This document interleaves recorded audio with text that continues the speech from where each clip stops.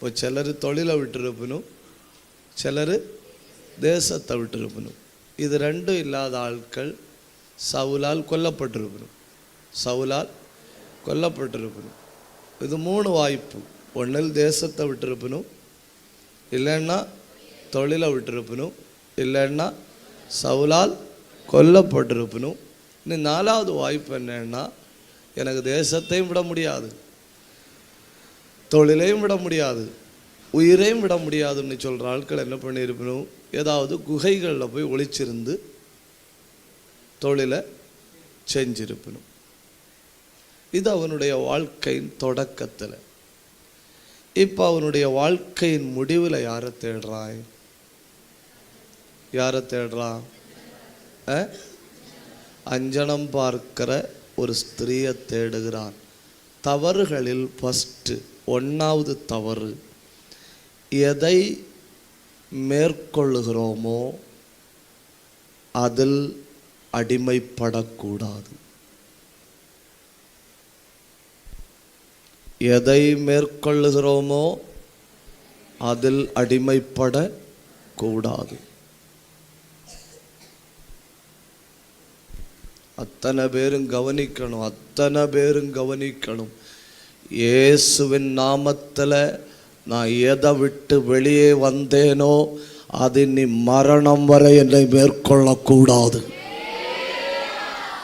கர்த்தருடைய பரிசுத்தாவின் நிறைவில் எதை நான் உடைச்சிட்டு வெளியே வந்தனோ அது என்னை மரணம் வர தொடக்கூடாது. அது உள்ள நுழைவதற்கு வாய்ப்பே வைக்கக்கூடாது. ஏன்னா அது வெளியே இருந்து பார்த்துட்டே இருக்கும். இவன் எப்போ விழுவான், இவன் எப்போ மாட்டுவான், இவனை எப்போ வஞ்சகம் தீர்க்கலாம் என்று. ஆகவே ஒரு தடவை நான் ஜெயிச்சுட்டேன், ஒரு தடவை நான் உடைச்சு வெளியே வந்துட்டேன், ஒரு தடவை நான் மேற்கொண்டுட்டேன். இனி மரணம் வர அதற்கும் எனக்கும் தொடர்பில்லை. உன்னை கை தட்டி கை தட்டி வாய திறந்து உடபலக்கரந்தல் மனாதியத்தர சந்தல் பிரௌடபரபலமா. சகோதரா, நீ விட்டு வந்த பாரம்பரியத்துக்கும் உனக்கும் இனி தொடர்பு இல்லை. சகோதரி, நீ விட்டு வந்த பொல்லாப்புக்கும் உனக்கு இனி தொடர்பு இல்லை. அது பின்தொடர்ந்து பின்தொடர்ந்து உன்னை வேட்டையாட பார்க்கும். எதை மேற்கொண்டாயோ அதற்கு அடிமையாகாத இந்த பகல் ஒரு அபிஷேகம்.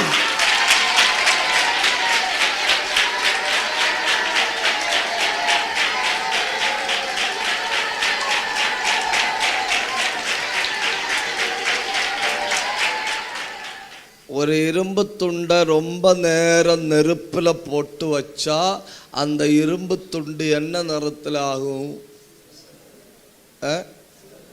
தீ நிறத்தில் ஆகும். அந்த இரும்பு துண்டை அப்படியே எடுத்து ஒரு பக்கெட்டு நிறைய ஐஸை வச்சுட்டு அதுக்கு மேல் பக்கத்தில் போட்டால் என்ன ஆகும்? அப்படியே அந்த இரும்பு துண்டு ஐஸ் கட்டிய தொலைச்சிட்டு உள்ள போகும்.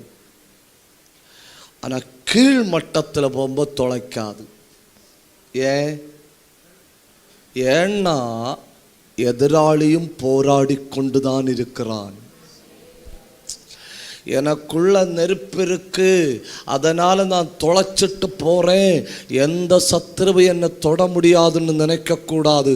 நான் தொலைக்க தொலைக்க என்னில் இருக்கிற வெப்பத்தை குறைக்கும்படி வெளியே இருக்கிற அந்த பனி, அந்த பனிக்கட்டி எனக்கு நேராய் போராடுகிறது. அதுதானே சத்துரு எதிர்பார்த்துட்டு இருக்கான். ஒரு காலத்தில் இச்சையின் ஆவிய மொத்தமா விட்டுட்டு வெளியே வந்தேன். ஒரு காலத்துல பெருமைய மொத்தமா விட்டுட்டு வெளியே வந்தேன். ஒரு காலத்துல அசுத்த வல்லமைகளை மொத்தமா விட்டுட்டு வெளியே வந்தேன்.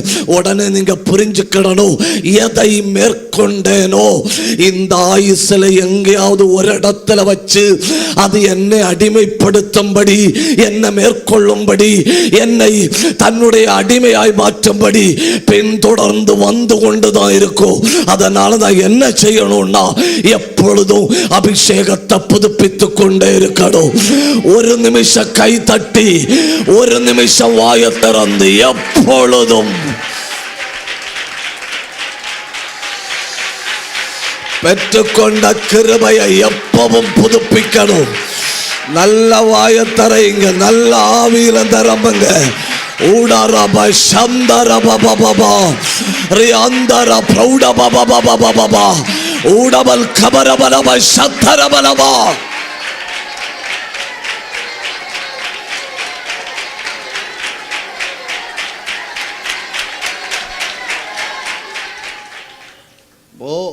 சவுலின் வாழ்க்கையில நடந்த மிகப்பெரிய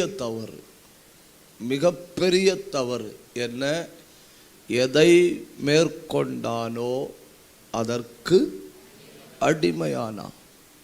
நம்ம ஒரு 35 வயசுல அதிகாரத்தோட நின்றுட்டு இச்சையின் ஆவிய போ அப்படின்னு சொல்லி துரத்தி விட்டுருப்போம். நம்ம ஒரு 45 வயசாய் ஜபத்தில் குறைவுபடும்போ அந்த ஆவி மறுபடியும் நமக்கு விரோதமாய் வரும். எதை மேற்கொண்டோமோ அதுதான் நம்மளை ஜெயிக்க பார்க்கும். அதனால எப்பவும் நெருப்பா இருக்கணும். ரெண்டாவது தவறு, இது ரொம்ப முக்கியம்னு நினைக்கிறேன். உடனடியான மாற்றம் நிகழ்ந்தது, படிப்படியான மாற்றம் நிகழவில்லை. உடனடியான மாற்றம் நிகழ்ந்தது, எது நிகழல்ல? படிப்படியான மாற்றம் நிகழல்ல. நான் 2 வசனம் உங்களுக்கு சொல்லித்தாரேன். 1 சாமுவேல் 10ஆம் அதிகாரம் அதனுடைய 6வது வசனம்.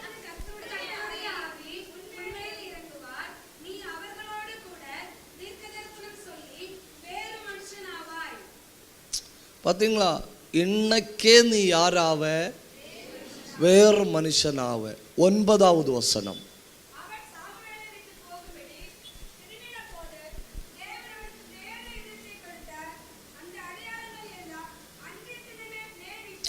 யாருக்கும் இப்படி நடக்கல. பார்த்தீங்களா? 24 மணிக்கூருக்குள்ள மொத்தமா மாறிட்டான்.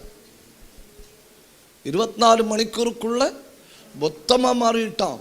கர்த்தர் அவனுக்கு ஆவியை கொடுத்தார், வேறே மனுஷனானான், தீர்க்க தரிசனம் சொன்னான், வேறே இருதயத்தை பெற்றான். இதெல்லாம் அன்றைய தினம் நேரிட்டது.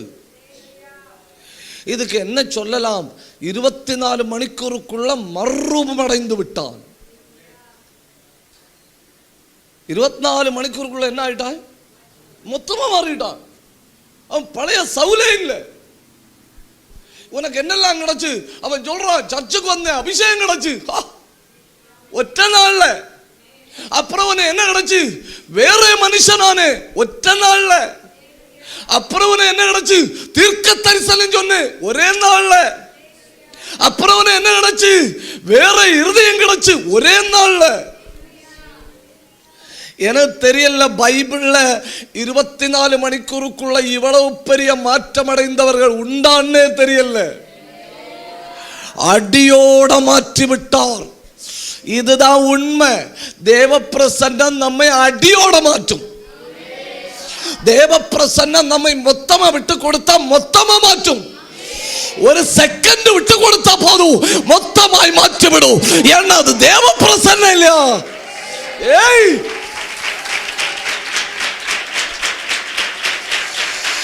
അത്തൽ കന്തൽ കബന്ധരാദിയ ഇന്ന് പകൽ ആരെങ്കിലും ഏൽപ്പിച്ചു കൊടുത്താൽ ദൈവത്തിന്റെ ആത്മാവ് അവരുടെ മേൽ വന്ന് അവരെ രൂപാന്തരപ്പെടുത്തുന്നു.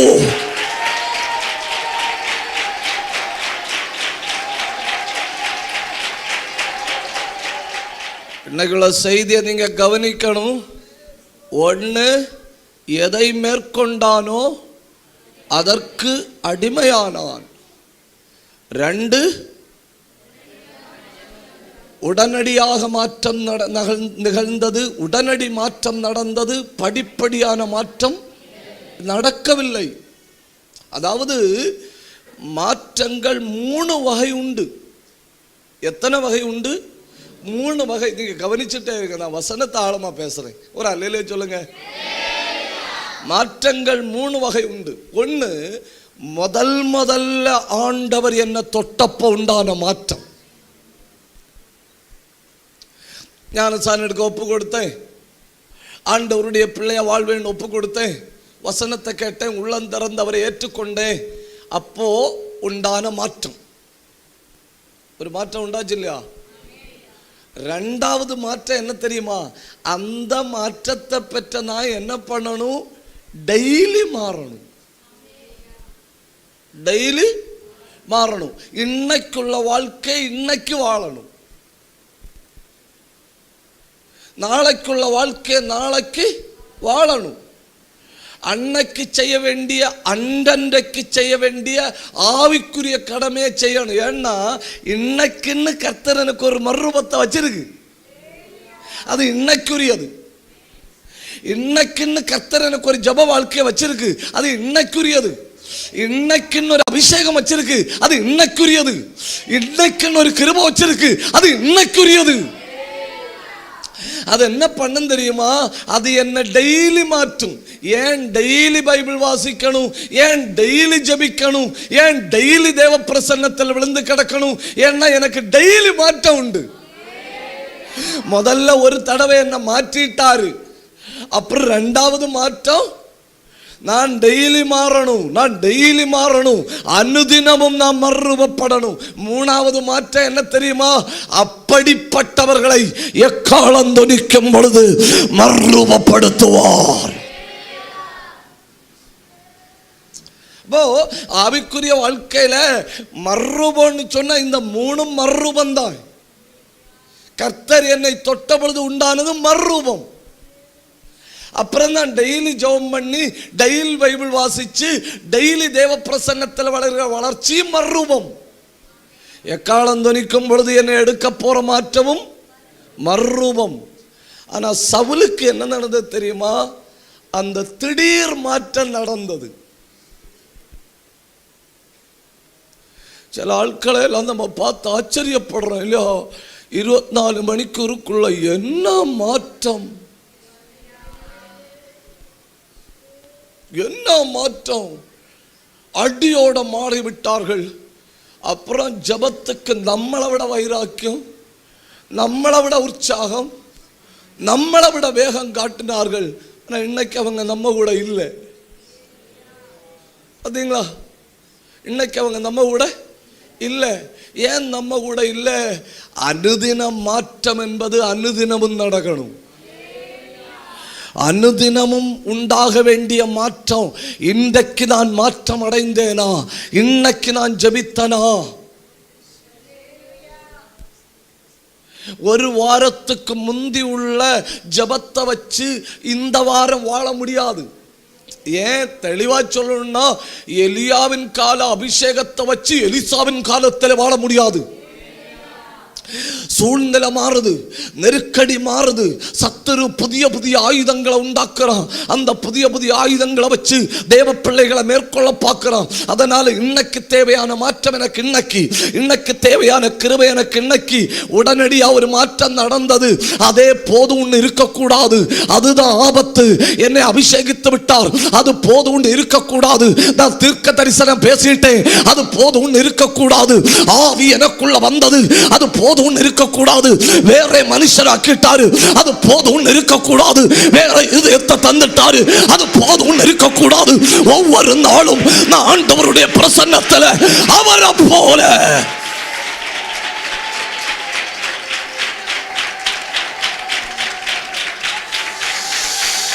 உடபலப சந்தல் பிரௌடபரபரபரபரபா இந்த வார்த்தைகளை பேசிக் கொண்டிருக்கும் போ இந்த நாளுக்குரிய மறுரூபம் அநேகருக்குள்ள வருகிறது.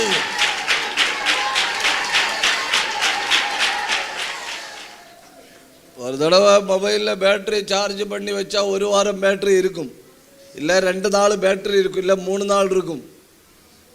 திடீர்னு குறைஞ்ச உடனே நமக்கு ஒரு ஆறுதல் வரும்படி ஒரு காரியத்தை செய்யலாம். என்ன தெரியுமா?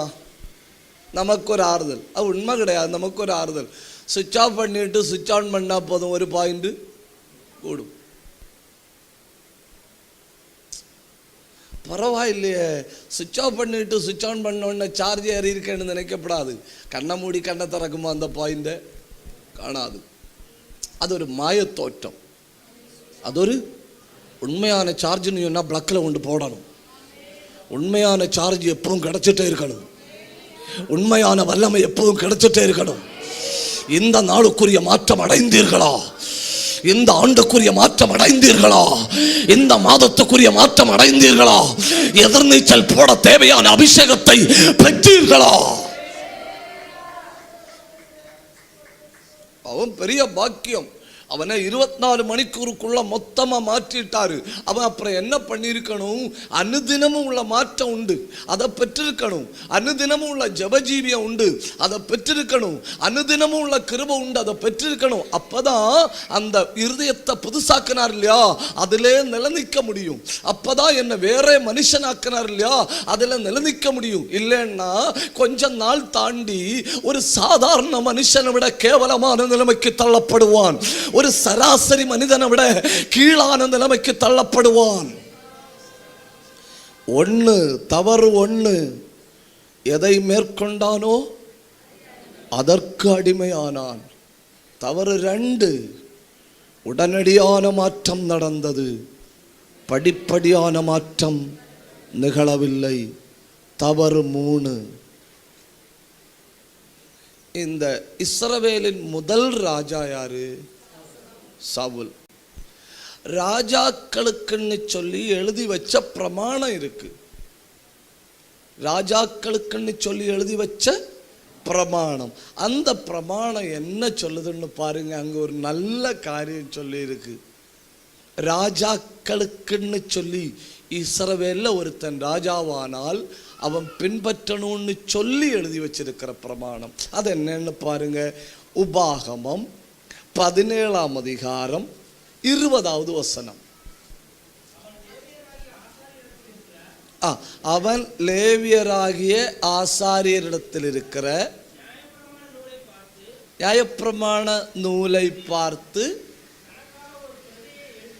அவன் சிங்காசனத்தில் உட்கார்ந்து ஆளுகை செய்தா போதாதாம், ஆசாரியனிடத்துல நியாயப்பிரமாணத்துக்கு ஒரு நூலை கேட்டு வாங்கணுமாம்.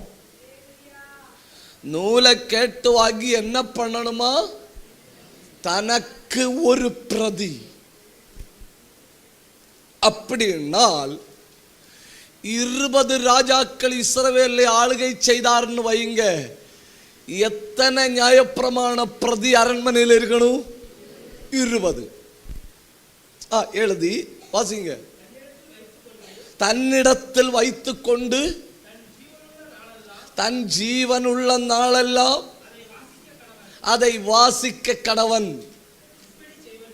இப்படி செய்வதனால் தானும் குமாரனும்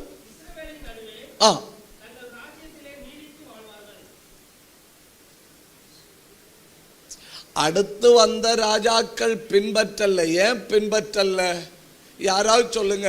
அடுத்து வந்த எந்த ராஜாவும் இதை செய்யல. ஏன் செய்யல? அடுத்து வந்த எந்த ராஜாவுமே இதை செய்யல. ஏன் செய்யல? முதல் கோணல் முற்றும் கோணல். அதாவது இஸ்ரவேல்ல ஒருத்தன் ராஜாவானால் ஆண்டவர் சொல்றார் அவர்கள்ட்ட, கொஞ்சம் காலம் தாண்டி இவங்க ராஜா வேணும்னு கேட்பனும். அந்த வசனத்தை வாசிங்க. உபாகமம் 17. சகல ஜாதிகளையும் போல. பாத்தீங்களா? ஆண்டவருக்கு தெரியுது இவங்க இருதயம். இவங்க இருதயம் ஆண்டவருக்கு தெரியுது. 500 ஆண்டுகள் தாண்டி நடக்க போறத 500 ஆண்டுகளுக்கு முன்னே சொல்றாரு.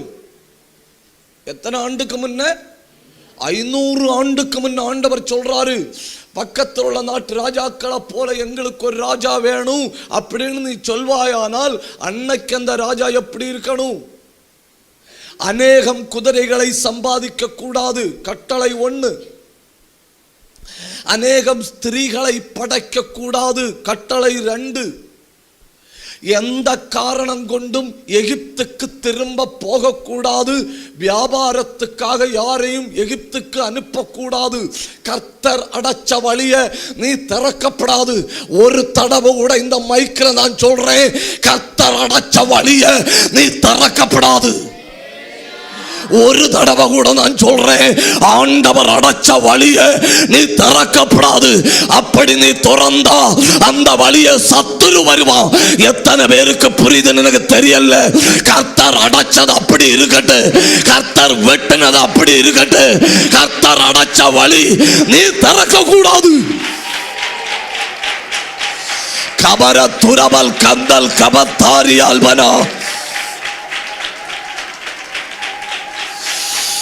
ரேதலாதராதரந்தலாதரந்தர சந்தல் பிரௌடபரபரவா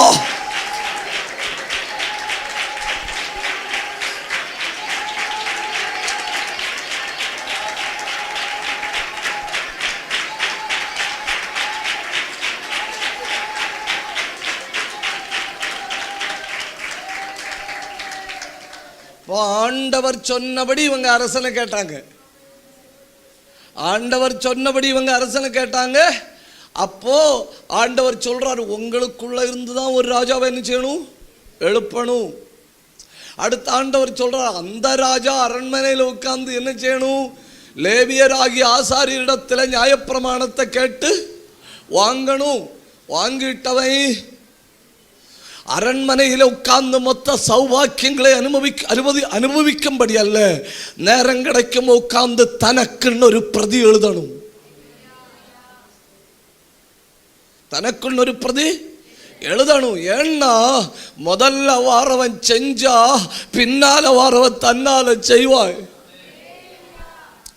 நான் ஜெபித்தா என்ன பார்க்கிறவங்க தன்னால ஜெபிப்பணும். வீட்டுக்குள்ள ஜபி ஜபின்னு சொல்லாதுங்க, நீங்க ஜபிங்க. துதி துதின்னு சொல்லாதுங்க, நீங்க துதியுங்க. நான் செய்யறத பார்த்து செய்யட்டும் அவர்கள், நான் செய்வதை அவங்க பார்த்து செய்யட்டும். பரிசுத்தமா இருன்னு சொல்றதை விட பரிசுத்தமா இருப்போம். ஜபி ஜபின்னு சொல்றதை விட ஜபிப்போம். ஆலயத்துக்கு வா வான்னு சொல்றதை விட வருவோம். தேவ சமூகத்தில் விழுவோம்.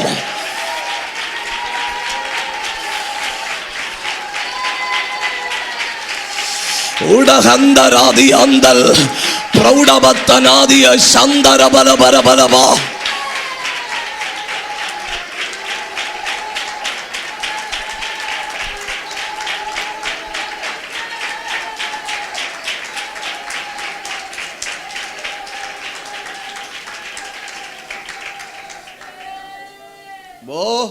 இஸ்ரவேல் ராஜ்யம் உள்ள காலமெல்லாம் ஒரு பெரிய தவறான முன்னுதாரணத்தை இவன் ஏற்படுத்தி விட்டான். இவன் செஞ்சிருந்தா அத்தனை பேர் செஞ்சிருப்பது இல்லையா? ராஜாக்கள் என்ன நினைப்பனும், சிங்காசனத்தில் வந்தா உள்ள முதல் வேலை என்ன, நியாயப்பிரமாண நூலை வாங்கி அரண்மனையில் உட்கார்ந்து எனக்கு ஒரு பிரதி, என்ன நல்லா இருக்கு இல்லையா, எனக்கு ஒரு பிரதி, எனக்கு ஒரு பிரதி நான் எழுதணும் அப்படிங்கிறது எல்லாருக்கும் ஒரு சட்டமாய் மாற்றப்பட்டிருக்கும். ஆனா இவன் செய்யலையா? இவன் செய்யாததுனால யாரும் செய்யல. ஒருவேளை என் வீடு ஜபிக்காததற்கு ஜபிக்கிறேன்னு சொல்ற நான் காரணமா இருக்கலாம். என் வீட்டுல துதி எழும்பாததற்கு துதிக்கிறேன்னு சொல்ற நான் காரணமா இருக்கலாம். என் வீட்டுக்குள்ள விடுதலை வராதபடிக்கு நான் ஒருவேளை காரணமா இருக்கலாம். நான் செய்யாவிட்டால் பின்னால வர ஒருவனும் செய்ய மாட்டான். நான் ஜபிக்காவிட்டால் என்ன பின்பற்றவன் ஜபிக்க மாட்டான். நான் துதிக்காவிட்டால் என்ன பின்பற்றவன் துதிக்க மாட்டான். நான் ஆவியில நிரம்பாவிட்டால் என்ன பின்பற்றவன் ஆவியில நிரம்ப மாட்டான். அப்புறம் ஒரு சந்ததிக்கு ஆவியின் நிறைவுன்னு உண்டுன்னே தெரியாம போகும்.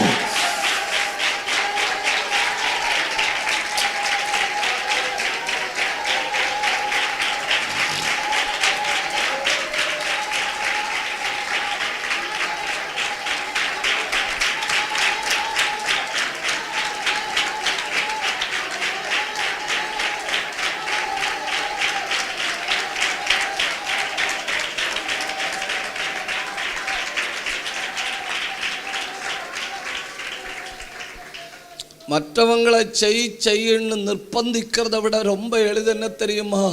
நான் செய்யட்டும், நான் செய்கிறத பார்த்து மற்றவங்க செய்யட்டும், நான் ஜபிப்பதை பார்த்து மற்றவங்க ஜபிக்கட்டும், நான் துதிப்பதை பார்த்து மற்றவங்க துதிக்கட்டும், நான் தெய்வ சமூகத்தில் காட்டுகிற வைராக்கியத்தை பார்த்து மற்றவங்க பின்பற்றட்டும். இந்த கோவிட் டைமில் ஏரோப்ளைனுக்குள்ள ஒரு பிள்ளை, தாயாருடைய தோளில் இருக்கிற பிள்ளை மாஸ்க் வைக்கல, மாஸ்க் வச்சு கொடுத்தா எடுத்து தூர எறியுது அழுதுட்டு. அந்த ஒரு பிள்ளை மாஸ்க் வைக்காததுனால அந்த ஃப்ளைட் எடுக்க முடியல, பிள்ளை அழுது. இப்போ பிள்ளை மாஸ்க் வைக்காமல் ஃப்ளைட்டை எடுக்க முடியாது. ஏன்னா யாருக்கு ஆபத்து? பிள்ளைக்கு ஆபத்து. எல்லாரும் தங்களால் முடிஞ்சதெல்லாம் சிரிக்க வச்சு பார்த்துணும். எல்லாரும் அப்போ முகத்துல எல்லாம் மூடி வச்சுட்டாக்கு என்னெல்லாம் செய்ய முடியுமோ எல்லாம் செஞ்சு பார்த்துன்னு முடியல. கடைசியில் அந்த ஏர் ஹோஸ்டஸ் பணிப்பெண் வந்து தாயார்கிட்ட சொல்லிச்சு, நீ முதல்ல மாஸ்கை போடுமா, நீ போடுறத பார்த்து பிள்ளை வைக்கும். அல்லேலூயா. தாயார் மாஸ்கை வச்ச உடனே பிள்ளைக்கு மாஸ்கை வச்சு கொடுத்துன்னு அப்புறம் பிள்ளை கலட்டவே இல்லை. பிள்ளை என்ன நினைச்சு, என் தாயாருக்கு இல்லை பின்ன என்னத்துக்கு எனக்கு வேணும். பிள்ளைக்கு தெரியாது நான் வச்சா தாயார் வச்சுக்கிடுவேன்னு. அப்படி இல்லை, தாய் வச்சா பிள்ளை வைக்க சம்மதிக்கும். உங்களுக்கு புரியலன்னு நினைக்கிறேன். இந்த தேசத்துல ஒரு சரியான ஜெப அடித்தளம் விழுவதாக, இந்த தேசத்துல ஒரு சரியான முன் உதாரணம் விழுவதாக, இந்த தேசத்துல ஒரு சரியான அபிஷேகம் பாய்வதாக. நாம் பின்பற்றதை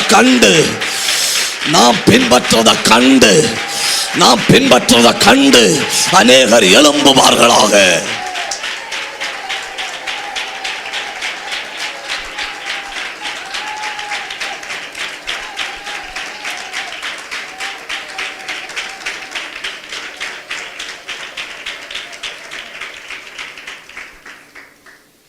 உண்மையிலே அரசனானால் முதல் அரசன் செய்ய வேண்டிய முதல் வேலை தனக்கு ஒரு நியாயப்பிரமாணத்தின் ஒரு பிரதி சொந்தமாக என்ன செய்யணும்? எழுதணும். ஆனால் இவன் அதுக்கு பதில் என்ன செஞ்சான்? 1 சாமுவேல் 15:12.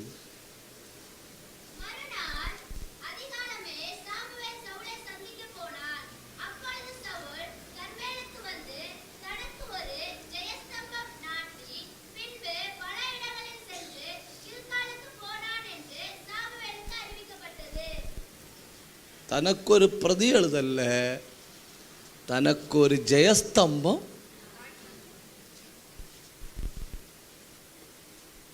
அப்புறம் அதை பாருங்க, அந்த வசனத்தை பாருங்க. தனக்கு ஒரு ஜெயஸ்தம்பம் நாட்டி பல இடங்களில்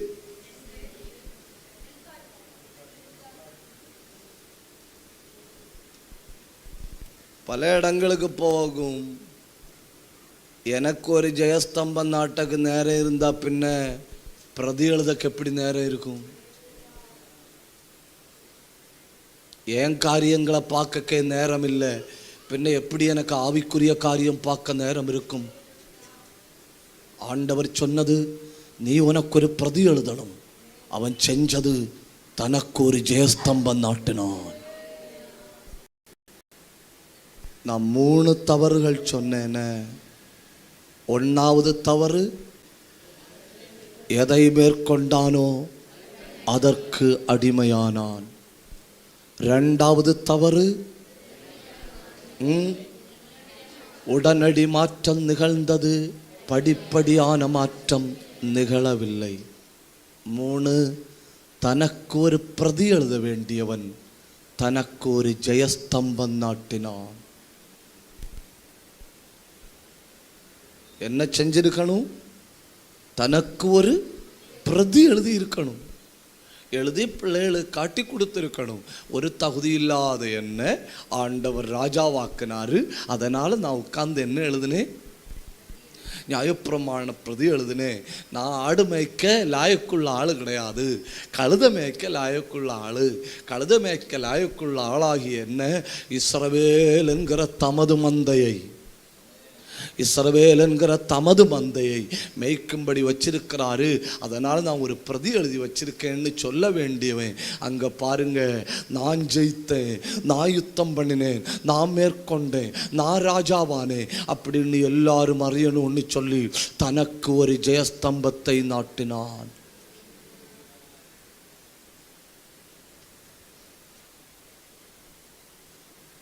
தெய்வத்துக்கு மகிமை கொஞ்சம் கூட. ஒரு நிமிஷம் வலது கையை உயர்த்தி பிடிங்க. இந்த நாட்களில் கர்த்தருடைய நாமம் இந்த தேசத்தில் மகிமைப்படட்டும், உங்கள் குடும்பத்தில் மகிமைப்படட்டும். கையை உயர்த்தி ஜபிங்க, கையை உயர்த்தி வா திறந்து ஜபிங்க. இந்த நாட்களில் நல்ல வாயை திறந்து ஆவியில் போராடுங்க. ஆண்டவரே, எங்கள் குடும்பத்தில் உம்முடைய நாம மகிமைப்படணும், எங்கள் பிள்ளைகள் உம்முடைய நாம மகிமைப்படணும், எங்கள் சபையில் உம்முடைய நாம மகிமைப்படணும், எங்கள் வீட்டுக்குள்ள உம்முடைய நாம மகிமைப்படணும், எங்கள் தேசத்தில் உம்முடைய நாம மகிமைப்படணும். உயர்ந்து வருகிற ஜெயஸ்தம்பங்களை இயேசுவின் நாமத்தில் மேற்கொள்ளுகிறோம். நான் 3 தவறுகள் சொன்னேன். 1, எதை மேற்கொண்டானோ அதற்கு அடிமையானான்.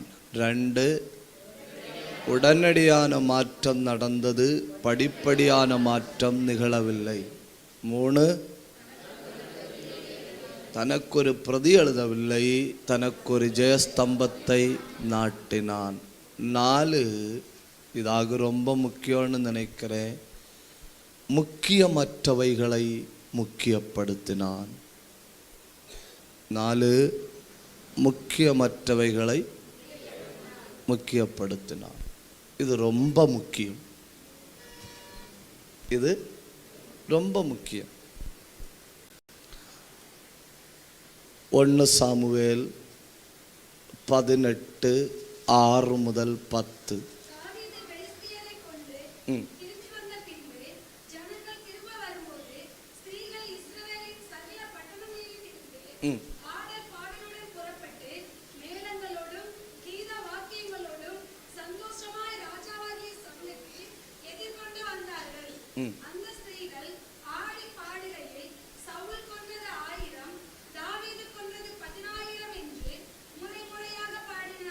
அவங்க எதிர்கொண்டு வந்தது யார? தாவீத இல்ல, சவுல. அப்ப அவனுக்கு அதில் ஒரு மகிழ்ச்சி இருக்கு. நான் என் ராஜ்யத்தில் நான் ராஜாவா இருக்கும் பொழுது வெற்றி பெற்றதை கொண்டாடுகிறார்கள். அதில் அவன் என்ன செஞ்சிருக்கணும்? மகிழ்ச்சி அடைஞ்சிருக்கணும். அவன் என்ன பண்ணான் தெரியுமா? பாட்டில் உள்ள ஒரு வரிசையை பெருசா எடுத்தான்.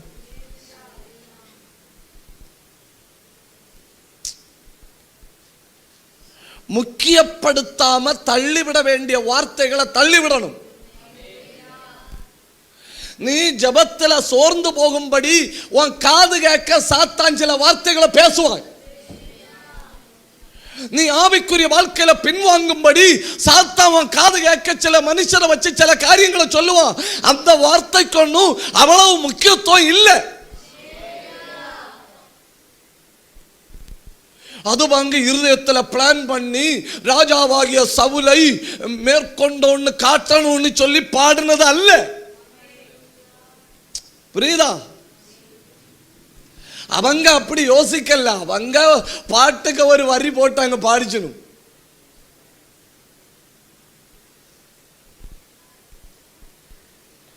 அவனை அந்த பாட்டு பாதித்தது. அதீங்களா? கோலியாத்து வந்து நின்று சவால் விட்டது அவனை பாதிக்கல. கோலியாத்து இஸ்ரவேலின் தேவனுக்கு விரோதமாய் பேசுறது ஒண்ணு அவனை.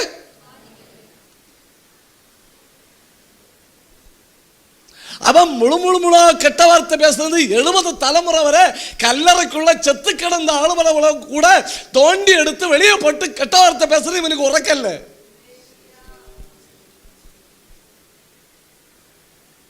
எதை பெருசா எடுத்தாய்?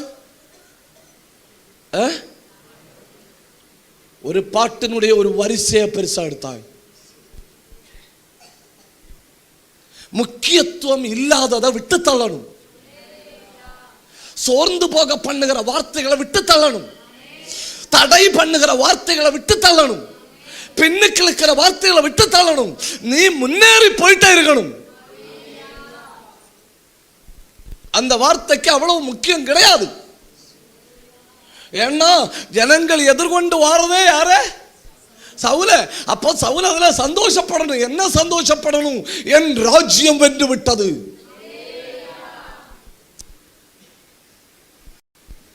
பிள்ளை எக்ஸாமில் 100 மார்க் வாங்கிட்டு வருது. பாட்டு பாடுற ஆட்கள் பாடணும். தாய் எடுத்தது 10 மார்க்கு, பிள்ளை எடுத்தது 100 மார்க்குன்னு. இதில் தாய்க்கு பிரச்சனை பண்ண ஏதாவது வழி இருக்கா?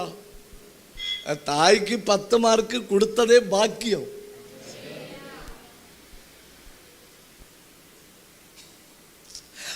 எனக்கு 10வது அதுல எங்க பொறாமப்பட கொண்ணும் இல்ல. பிரச்சனை என்ன தெரியுமா? சில ஆட்கள் சும்மா பேசுனதுக்கு நம்ம வெயிட் போடுவோம். எப்படி அப்படி பேசலாம்? நான் கேட்கிறேன், எப்படி அப்படி சிந்திக்கலாம்? எப்படி அப்படி பேசலாங்கிறத விடுங்க. அப்படி பேசினார்கள் எப்படி இவ்வளவு நாள் சிந்திக்கலாம்? பாடின ஆட்களுக்கு பாட்டு மறந்து போச்சு. இவனுக்கு ஒற்ற பாட்டால உறக்கம் இல்லை. அந்த பலவீனத்தை பற்றி யோசிச்சுட்டே இருக்கப்படாது. அதை விட்டு தள்ளணும். அந்த குத்தன வார்த்தைகளை பற்றி யோசிச்சுட்டு இருக்கப்படாது, விட்டு தள்ளணும். ஏன்னா நமக்கு முக்கியமான வேலை இருக்கு. நமக்கு முக்கியமான வேலை இருக்கு. நமக்கு முக்கியமான வேலை இருக்கு.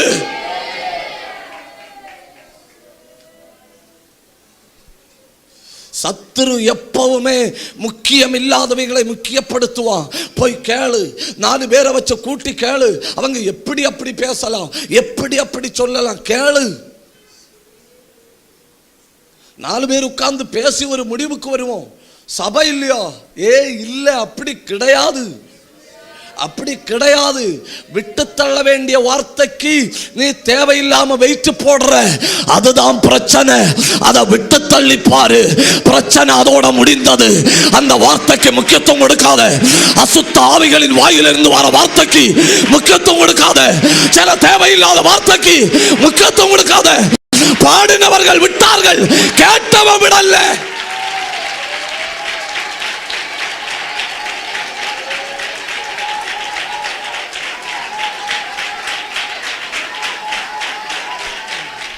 எதற்கு முக்கியத்துவம் இல்லையோ தயவு செஞ்சு புரிஞ்சு கொள்ளணும். எதற்கு முக்கியத்துவம் இல்லையோ அதற்கு முக்கியத்துவம் கொடுக்க சாத்தான் தூண்டிட்டே இருப்பான். போய் கேளு, போய் கேளு, பிரச்சனையை பெருசாக்கு, ஊதி பெருசாக்கு. வீட்டுக்குள்ள அப்படித்தானே, சும்மா பேசினது, சும்மா சொன்ன காரியம் பாம்பாய் வெடித்தது.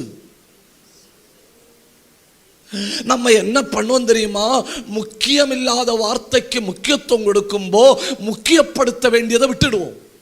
அதுதான் சாத்தானுடைய நோக்கம். இந்த உலகத்துல நமக்கு சில முக்கியமுள்ள காரியங்கள் உண்டு, அதை நம்ம யோசிக்க கூடாது. அதனால தேவையில்லாதவைகளை யோசிக்க வைப்பான். ஒரு ஆயுசு மொத்தம் ஒரு பாட்டை யோசிக்க வச்சான். பாட்டை யோசிக்க வச்சது மட்டும் விடுங்க, ஒற்ற பாட்டை கேட்டு யோசிச்சு யோசிச்சு இவனுக்கு பேபிடிச்சு. புரியுதா உங்களுக்கு? வசனம் புரியுதில்லை உங்களுக்கு? விட்டு தள்ள வேண்டியதை இன்னோட விடணும். இன்னது எரியுது எரியுதுன்னு கை தட்டி கண்ண மூடி இனி அந்த சிந்தை வராது.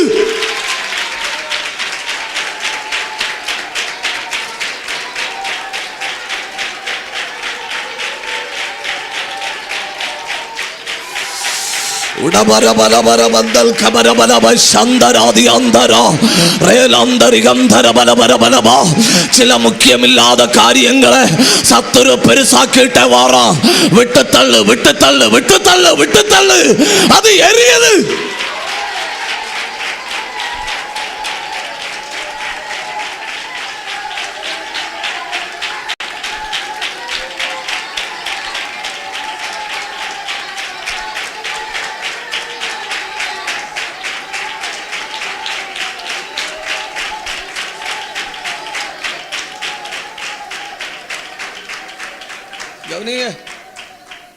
உண்மையான தேவ பிள்ளைகள் எக்ஸ்ட்ரா பில்டப் கொடுக்க மாட்டணும். அவ என்ன சொல்லணும் தெரியுமா? நான் அந்த பாட்டுக்கு அந்த வரி நானும் கேட்டேன் விட்டேன். அவன் கேட்டான், நோயாளியானான். தேவ பிள்ளைகள் 10 கிராம் வெயிட் உள்ள பிரச்சனைக்கு 10 கிலோ வெயிட் போட மாட்டணும்.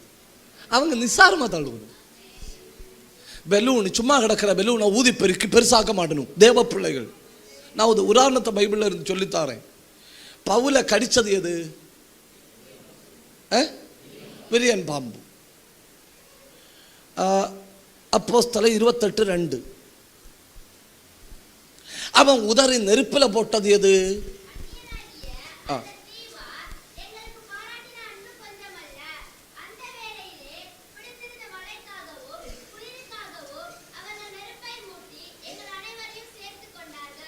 அடுத்த வசனம்.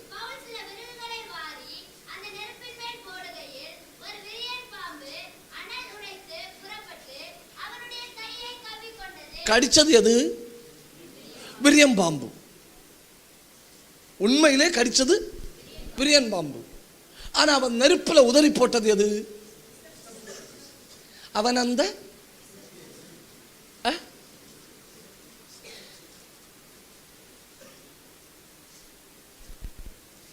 உங்க பைபிள்ல இல்லையோ விஷ பூச்சி. கடிச்சப்போ சொல்லி இருக்கு விரியன் பாம்பு. எரிஞ்சப்போ சொல்லி இருக்கு 6 அடி நீளம் உள்ள பாம்பு. இவன் கையை கடிச்ச உடனே 5 அடி நீளம் குறைஞ்சு அப்படி உபவாசம் இருந்த நீக்கொலி போல ஆச்சுன்னா தோணுது? இல்லை. அவன் அதை ஒரு பொருட்டா எடுக்கல. நம்ம அண்ணா கடிச்சது நீக்கோலியா இருக்கும், பில்டப் அனகோண்டாயா இருக்கும். கர்த்தரு சோத்திரம். நான் ஆலயத்துக்கு வருவதற்காக காடு வழி, வயல்வெளி, மலை வழி வந்து கொண்டிருந்தேன். திடீரென்று ஏதோ ஒன்று என்னை கவ்விக்கொண்டது. ஆண்டவரே, நான் மாட்டி விட்டேனே அப்படின்னு சொல்லி கையில் இருந்த டார்ச்சை மெதுவா எப்படியோ தேடி எடுத்து அடிச்சு பார்த்தா அது ஒரு அனகோண்டா. அது ஒரு அனகோண்டா. அப்புறம் டார்ச்சை அடிச்சு தேடி பார்த்தப்பதான் தெரியுது அது ஒரு பூராங்க. பூராங்கடிச்சதுக்கு அனகோண்டாக்க பில்டப் கொடுக்கிற நம்ம எங்க? விரியன் பாம்பு கடிச்சப்போ அந்த பூச்சிய ஒரு 25 பைசைக்கு மதிப்பு கொடுக்காம உதறி தள்ளுன அவன் எங்க? கவனிங்க, முக்கியம் இல்லாத காரியங்களுக்கு முக்கியம் இல்லை. முக்கியப்படுத்த கூடாத காரியங்களுக்கு முக்கியப்படுத்த கூடாது. உன் பலவீனத்தை முன்ன நிறுத்தாத, உன் பிரச்சனைய முன்ன நிறுத்தாத, உன் நோயை முன்ன நிறுத்தாத, கேட்ட வார்த்தைகளை முன்ன நிறுத்தாத, அதை தாண்டி ஓடு. கபரப கந்தரப சத்தரப பபபப ரியா துரபரபரபரபரபரப.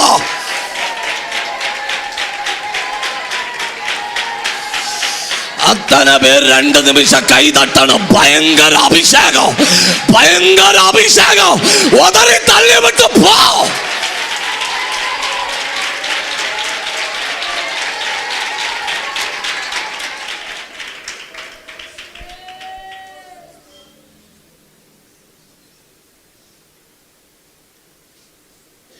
ஒரு சபையை ஒன்று 3ஆ பிரியுங்க.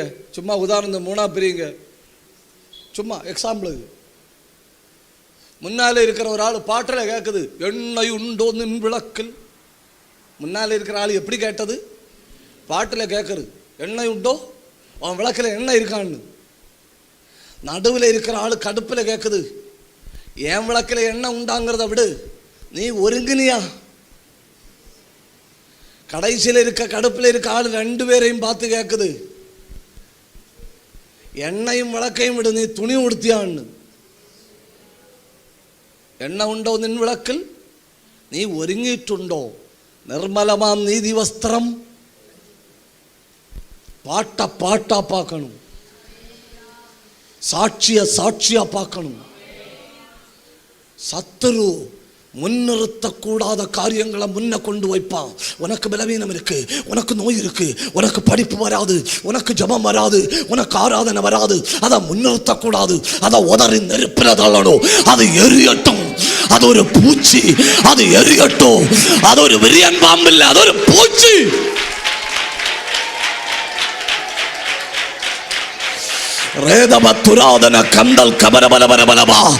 உங்க குடும்பத்துல கவ்வின பூச்சிய உதறி தள்ளு.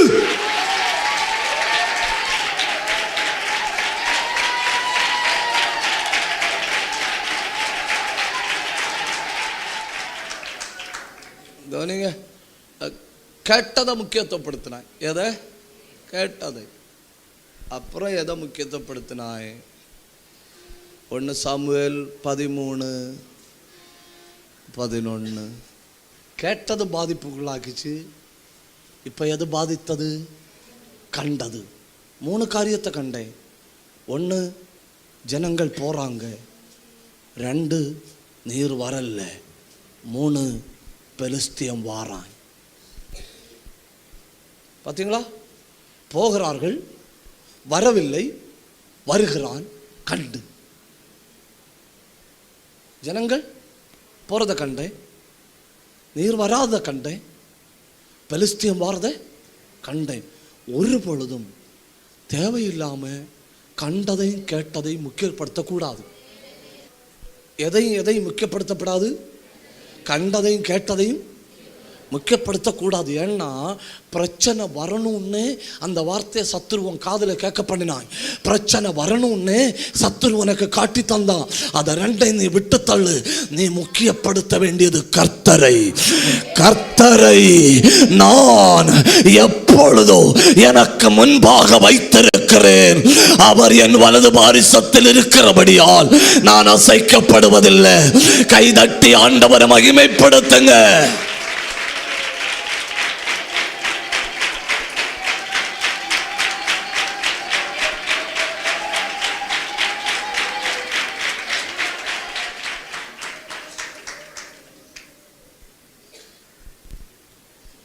ஆவிக்குரிய காரியங்களை கண்டா, ஆவிக்குரிய காரியங்களை கேட்டா அதுக்கு 100% முக்கியத்துவம் கொடுக்கணும். தேவையில்லாத காரியத்தை கண்டால், தேவையில்லாத காரியத்தை கேட்டால், அது சத்துரு நான் கேட்கவும் காணவும் விரும்பினான்னு சொல்லி அதை அங்கே விட்டு தள்ளணும். தேவனை முக்கியத்துவப்படுத்து, தேவையில்லாத விட்டு தள்ளு. சிலர் பேசின வார்த்தை இன்னும் உள்ளத்தில் இருக்கு, ஆவியானவர் சொல்றாரு விட்டு தள்ளு. சிலர் சொன்னது இப்போ உனக்குள்ள இருக்கு, ஆவியானவர் சொல்றாரு விட்டு தள்ளு. சிலர் சொன்ன வார்த்தைகளை இப்போ சுமந்துட்டு இருக்கிற, ஆவியானவர் சொல்றாரு விட்டு தள்ளு. இந்த ஆண்டுல கர்த்தரை எப்பொழுதும் எனக்கு முன்பாக கை தட்டி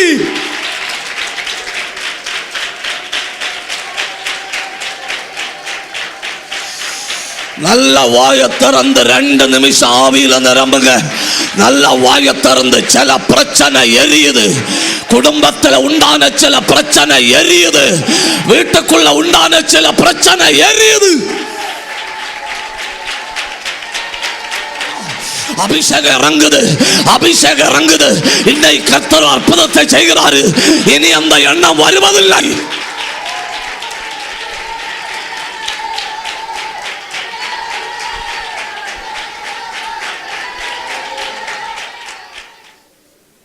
தவறுகள் 4 சொன்னேன். இது அவனுக்கு மட்டும் நடந்ததல்ல, நமக்கு நடக்க வாய்ப்புண்டு. 1, எதை மேற்கொண்டானோ அதற்கு அடிமையானான். 2, உடனடியான மாற்றம் நடந்தது, படிப்படியான மாற்றம் நிகழவில்லை. 3, தனக்கொரு பிரதி எழுதவில்லை, தனக்கொரு ஜெயஸ்தம்பத்தை நாட்டினான். 4, முக்கியப்படுத்த தேவையில்லாத காரியங்களை முக்கியப்படுத்தினான், கர்த்தரை முக்கியப்படுத்தவில்லை. அதனால் என்ன நடக்குது? கண்டதும் கேட்டதும் பிரச்சனையாச்சு. கண்டதும் பிரச்சனையாச்சு, கேட்டதும் பிரச்சனையாச்சு. கேட்டது என்ன? சவுல் கொன்றது 1000, தாவீது கொன்றது 10000. அப்புறம் மனசுக்குள்ளே வச்சு சிந்திக்க தொடங்கினாய். இன்னும் அவனுக்கு என்ன மட்டும் பாக்கி? சிங்காசனம் மட்டும் பாக்கி. கண்டது பிரச்சனையானது. ஜனங்கள் போகிறார்கள், சாமுவேல் வரவில்லை, சத்துருக்கள் வருகிறார்கள். இதெல்லாம் இருக்கும்போ கர்த்தராக்கும் முன்னே இருந்தா நீ பயப்படுவதே இல்லை. 5 இதாக்கும். அதை விட எல்லாத்த விட முக்கியம்னு நான் நினைக்கிறேன், எதிராளியை பின்தொடராமல் அபிஷேகம் உள்ளவனை பின்தொடர்ந்தார். யாரை பின்தொடராமல்? ஒரு இங்கிலீஷ் வார்த்தை சொல்லுவீங்களா? Common enemy. ரட்சிக்கப்பட்ட எல்லா தேவ பிள்ளைகளுக்கும் ஒரு எதிராளி தான் உண்டு. அந்த எதிராளி பொதுவான எதிராளி. அது யாரும் சொல்லாமலே நமக்கு தெரியும்.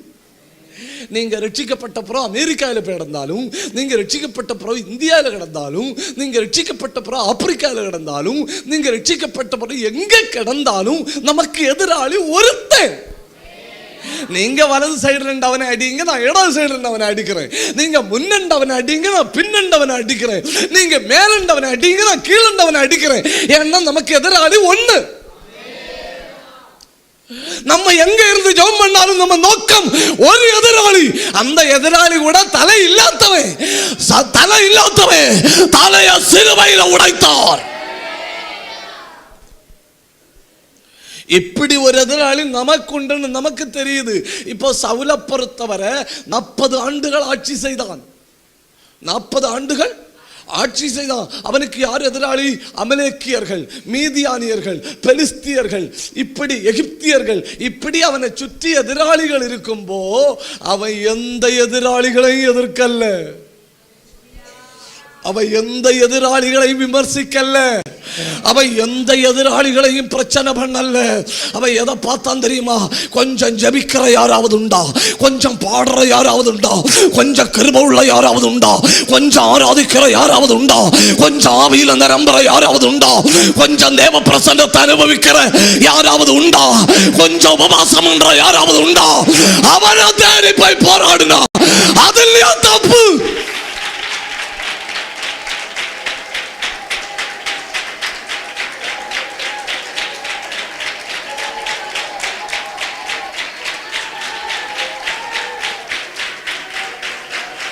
நல்ல வாய திறக்கணும். நமக்கு ஒரு எதிராளி உண்டு.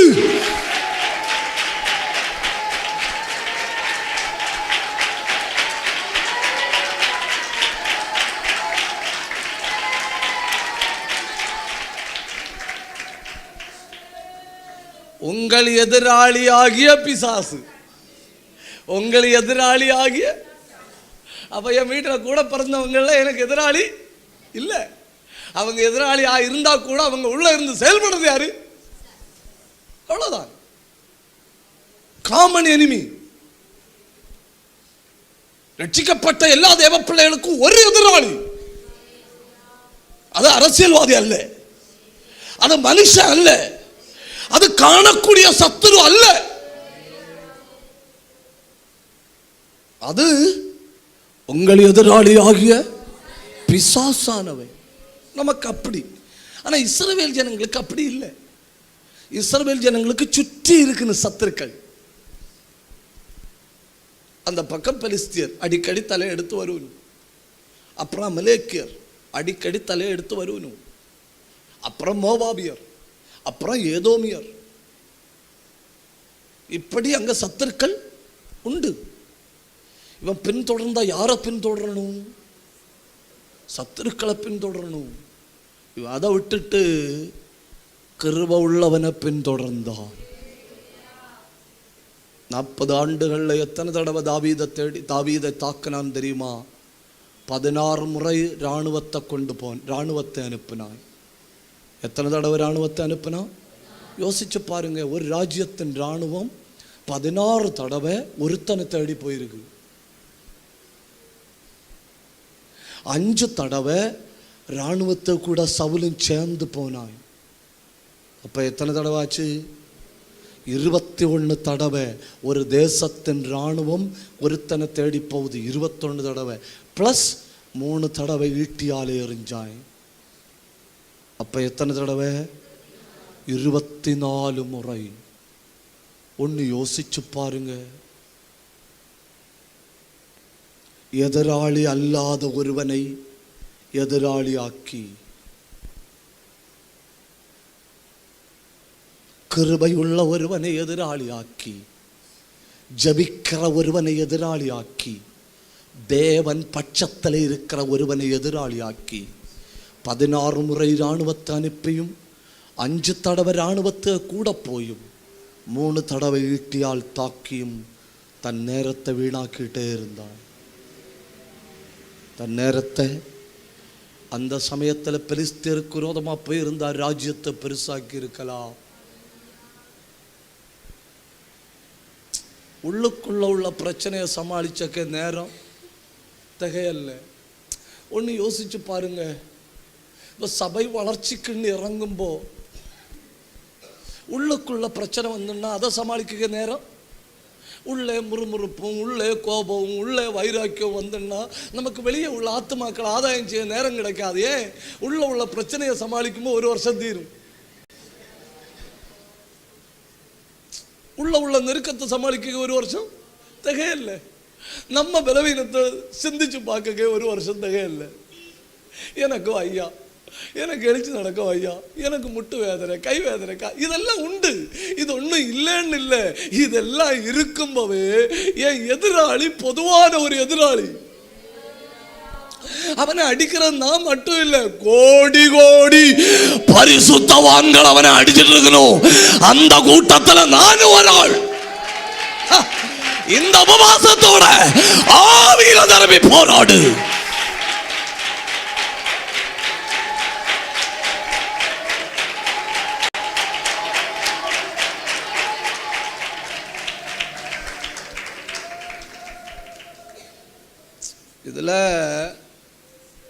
இதுல ஒரு தடவை என்னன்னா, சாமுவேலே ஆண்டவர்கிட்ட சொல்றாரு, ஆண்டவரே சவுல் என்ன கண்டா என்னையும் கொல்லுவாய், என்ன கண்டா என்னையும் கொல்லுவாய். 1 சாமுவேல் 16ஆம் அதிகாரம் அதனுடைய 2வது வசனம்.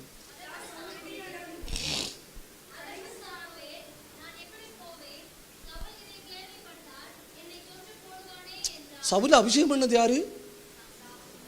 சாமுவேல் வாராருன்னு சொன்னா பட்டணங்களை நடுங்கும், மூப்பர்கள் எழுப்பி நின்று கனம் பண்ணுவனும். இஸ்ரவேலின் முதல் ராஜாவை அபிஷேகம் பண்ணி வச்சது சாமுவேல். சாமுவேல் தன் சொன்ன தீர்க்க தரிசனம் ஒண்ணு கூட தரையில விழல. அவ்வளவு பெரிய கிருபை உள்ள மனுஷன்.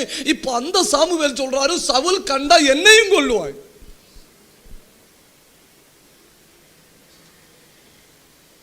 என்னையும் பார்த்தீங்களா?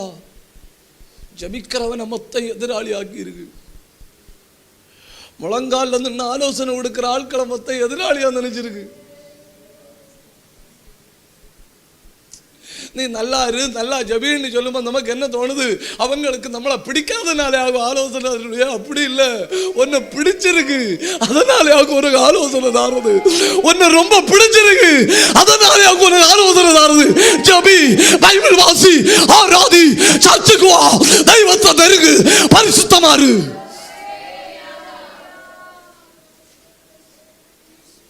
கர்த்தருக்கு உன்னை ரொம்ப பிடிச்சிருக்கு, கர்த்தருக்கு குடும்பத்தை ரொம்ப பிடிச்சிருக்கு. அதனாலே தேவ மனுஷர்களை வச்சு உனக்கு ஆலோசனை தாரது. இந்த ஜெபம் போதாது, இந்த கிருபை போதாது, இந்த அபிஷேகம் போதாது, இந்த பலன் போதாது, இந்த வல்லமை போதாது, இன்னும் இன்னும் யாரிவா, இன்னும் யாரிவான்னு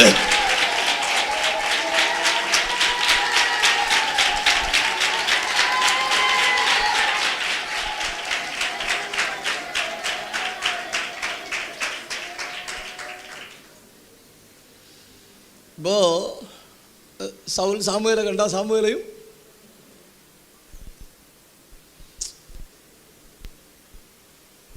எங்கே கிடந்த சவுல். சவுல்னா யாருக்கும் தெரியாது, ஊரு பேர் அட்ரஸ் ஒன்றும் தெரியாது. ஆக தெரிஞ்சது கழுதை வளர்த்துறவன், அதை தவிர வேற ஒன்றும் தெரியாது. இப்போ இஸ்ரவேலில் எல்லாருக்கும் தெரியும், இஸ்ரவேலின் ராஜா. இப்போ சாமுவேல் சொல்றாரு, அவன் என்ன கண்டா என்னையும் கொல்லுவான்.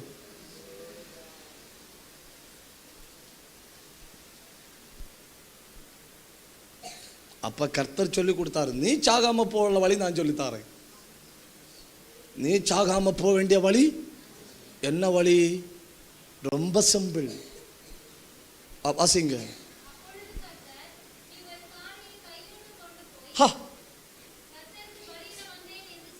பாத்தீங்களா?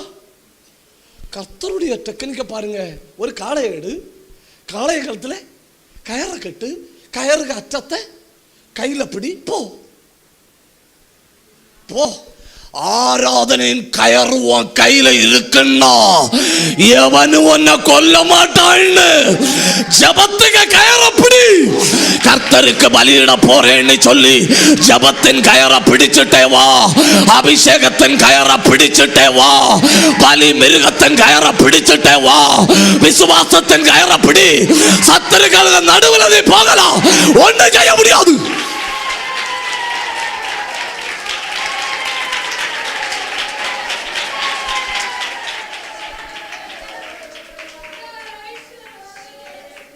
சவுல் கொல்லும்படி திட்டம் போட்டிருக்கிற அதே வழியா சாமுவேல் போறாரு. போகும்போது கையில ஒரு கயர் இருக்கு. ராணுவ வீரர்கள் சொல்லு சவுல்ட்ட அவன் ஆராதனைக்கு போறான். சவுல் சொல்றான், ஆராதனைக்கு போறவனை நான் தொட மாட்டேன். எந்த இடத்துலயோ எந்த ராத்திரியிலையோ கிருபையின் கயரப்படி, அபிஷேகத்தின் கயரப்படி, தேவ பிரசன்னத்தின் கயரப்படி, இந்த ஜபத்துல இந்த கயர விடாத.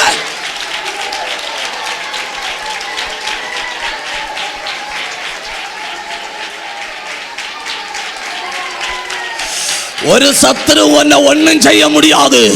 ஒரு அந்தகார வல்லமை உன்னை ஒன்னும் செய்ய முடியாது. தேசத்தின் நடுவில் புறப்பட்டு போகும்போ துதியின் கயரை பிடித்து கொண்டு போ, ஆராதனையின் கயரை பிடித்து கொண்டு போ, அபிஷேகத்தின் கயரை பிடித்து கொண்டு போ. மரண இருளில் பள்ளத்தாக்குல போனாலும் கயரை பிடி.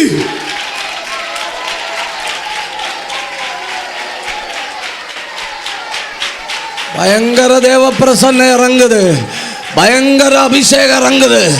எல்லாம் போனால் இந்த கயரை மட்டும் விடாத, எல்லாம் போனால் இந்த கயரை மட்டும் விடாத. இந்த கயர்ல இருக்கு உனக்கு ஜீவன்.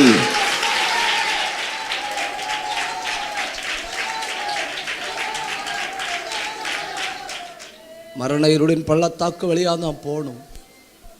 சத்துரு குடியிருக்கிற இடம் வழியா தான் போகணும். போராட்டங்கள் வழியாக தான் போகணும்.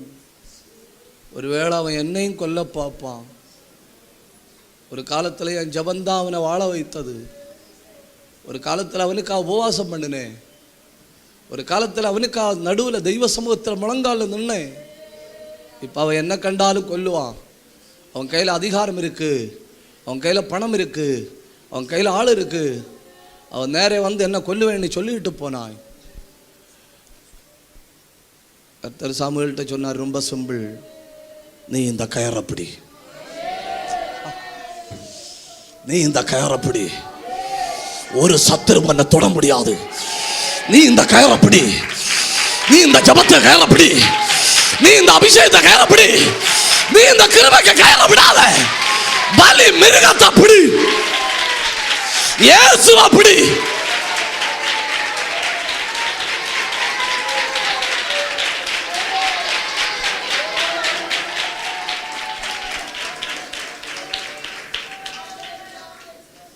ஆண்டவரே நான் யார்கிட்ட போய் சொல்லணுமா?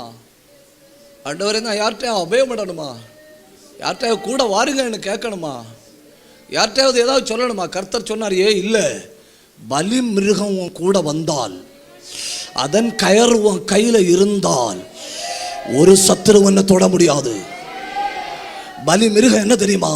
ஆராதனை, ஆராதனை, ஆராதனை. நீ ஆராதனை போறது வர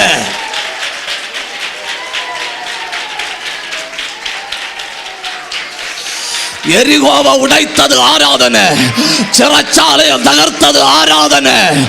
ஆராதனையை விடாத, ஆராதனையை விடாத.